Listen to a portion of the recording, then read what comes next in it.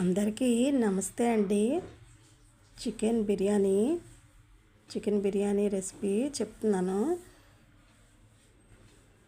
నేనైతే ఇలాగే చేస్తాను. కొద్దిగా అయితే కుక్కర్లో పెట్టేస్తాను. కొంచెం ఎక్కువగా చేస్తున్నప్పుడైతే ఇలా తెపాల్లో పెట్టుకుంటాను అన్నమాట. ముందుగా అంటే ఇలా బేషన్ లాంటి తెపాల అయితే బాగా కుక్ అవుతుంది. ముందుగా ఆయిల్ వేసుకొని ఉల్లిపాయలు, పచ్చిమిరపకాయలు, బిర్యానీ ఆకు వేసి బాగా వేపుకోవాలండి.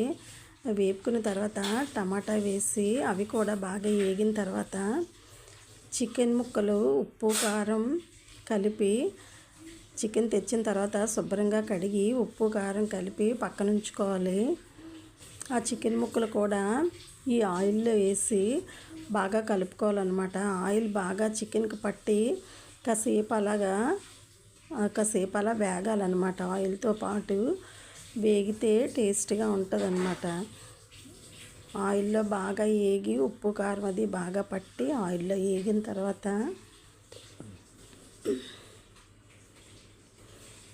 అప్పుడు మిగతా మసాలా పొడి అది వేసుకుంటే బాగుంటుంది అన్నమాట. ముందే ఇలా పచ్చిదాని మీద వేస్తే టేస్ట్ సరిగ్గా రాదు. ఇలా ఆయిల్లో బాగా కుక్ అయిన తర్వాత అయితేనే టేస్ట్ బాగుంటుంది అన్నమాట. ఇలా వేగిన తర్వాత అల్లం వెల్లుల్లి పేస్ట్, అల్లం వెల్లుల్లి, నీరుల్లిపాయ మిక్సీ చేసుకున్నాను అన్నమాట. అల్లం వెల్లుల్లి నీరుల్లిపాయ మిక్సీ చేసి అది ముద్దలాగా చేసి వేసుకున్నాను. మళ్ళీ మసాలా పొడి కొద్దిగా వేసుకొని ఈ ముద్ద వేసుకొని ఈ చికెన్ ముక్కలు అవి అందులో వేసి బాగా వేపుకోవాలన్నమాట. అవి కూడా మసాలా ముద్ద కూడా బాగా వేగిన తర్వాత కాసేపు అది కూడా అలా ఉడికించుకోవాలి సిమ్లో పెట్టి. అప్పుడు ఈ ముద్ద అంతా కూడా చికెన్కి బాగా పట్టి బాగుంటుంది అన్నమాట. అలా ఈ ముద్ద మసాలా పొడి చికెను బాగా వేగిన తర్వాత అప్పుడు మనం బియ్యం వేసుకోవాలి. నేనైతే ఈ చికెన్ బిర్యానీకి బిర్యానీ రైస్ వాడుతున్నానండి.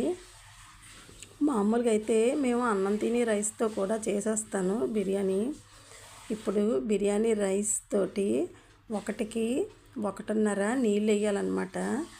బిర్యానీ రైస్ అయితే 1కి 1.5 నీళ్ళు వేసి తగినంత ఉప్పు వేసి అప్పుడు సిమ్లో పెట్టి అలా ఉడికించుకోవాలన్నమాట. ఉడికించుకుంటే అలా మూత పెట్టి వదిలేస్తే నీరంతా ఇంకిపోయే వరకు కదపకుండా ఉంచాలి. ఎక్కువగా కదపకూడదు, బిర్యానీ రైస్ కదా, విరిగిపోద్ది రైసు. అందువల్ల మామూలు రైస్ మనం అన్నం తిని రైస్తో చేసుకుంటే అది కలిపినా ఇరగదు. కానీ బిర్యానీ రైస్ అయితే ఎక్కువగా అలా కలుపుతూ ఉంటే ఇరిగిపోద్ది. ఇలా స్టార్టింగ్ నీరు దగ్గర పడిన దగ్గర నుంచి అలా 1-2 సార్లు కలుపుకుంటే సరిపోద్ది అన్నమాట.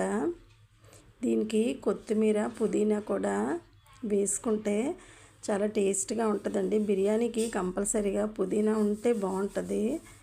పుదీనా టేస్ట్ ఫ్లేవర్ తోటి చాలా బాగుంటుంది అన్నమాట. నాకైతే ఇంట్లో పుదీనా మొక్క ఉంది చిన్నది. అది కొద్దిగా ఎదిగిన తర్వాత అలా ఇలా బిర్యానీలోకి అన్నిటిలోకి వేసుకుంటూ ఉంటానన్నమాట. ఆ మొక్క బంగాళాదుంప కూరలోకి కూడా పుదీనా బాగుంటుంది, మంచి టేస్ట్ వస్తుంది. ఇప్పుడు చికెన్ బిర్యానీకి అయితే పుదీనా వేసుకొని కొత్తిమీర ముక్కలుగా చేసుకొని అవి వేసుకొని నీళ్ళు వేసుకొని మూత పెట్టి సిమ్లో అలా ఉడికించుకున్నానండి. నీళ్ళంతా ఇంకిపోయాక నీళ్ళు వేసుకొని నీళ్ళన్నీ బాగా ఇంకిపోయిన తర్వాత అలా మూత పెట్టి కాసేపు ఉంటే అలా ఉడికిపోద్ది. నేను ఇలాగే చేసుకుంటాను అన్నమాట. చికెన్ బిర్యానీ నాకు ఇలాగే ఇష్టం, అందువల్ల ఎప్పుడు ఇలాగే చేస్తాను.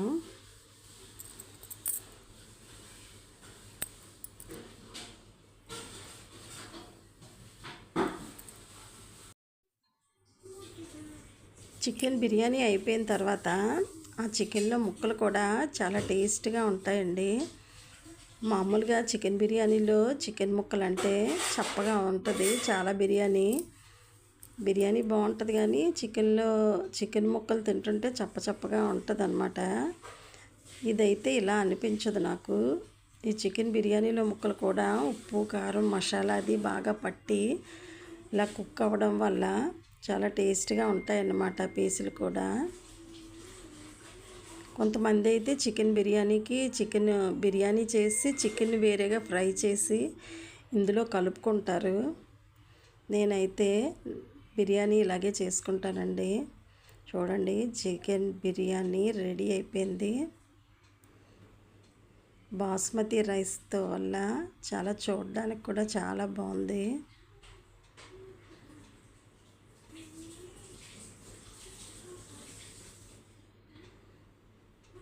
ఇలా ఒకసారి 2 సార్లే కలుపుకోవాలి. ఎక్కువ కలిపితే గుండలా మెత్తగా అయిపోద్ది.